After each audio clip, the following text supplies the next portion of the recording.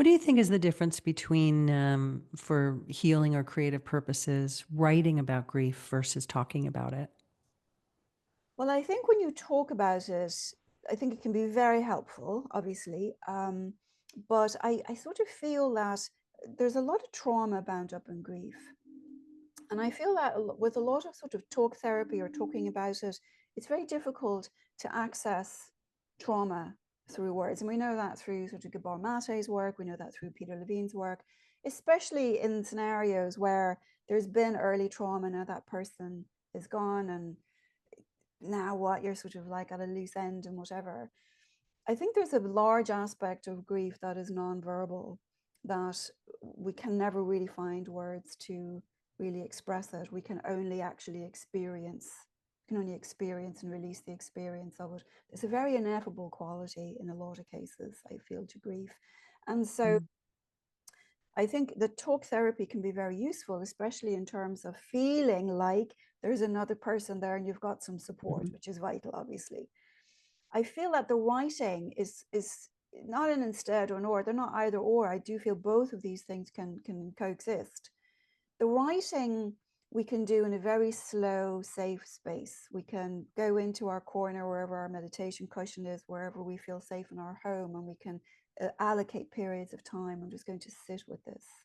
I'm just going to write a word to describe how I feel, and Mm. another word, and and we can do that.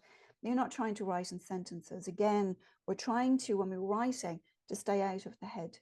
We're trying to access the power of the inner poet, of the inner spirit, the power of the heart, and allow that find a way out of expression. So they're very, very different approaches to grief, very different approaches.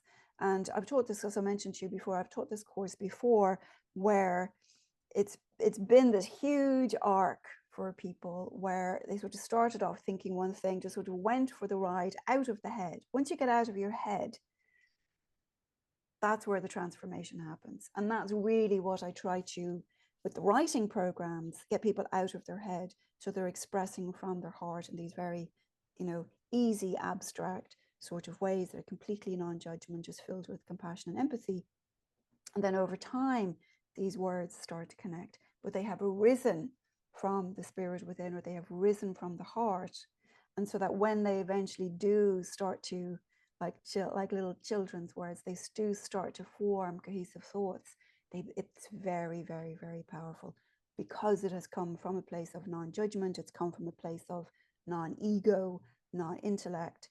And it's just come up from that sort of sense of very, very deep personal experience, and feeling it, removing the fear from it, showing it compassion and love. That's where the healing happens.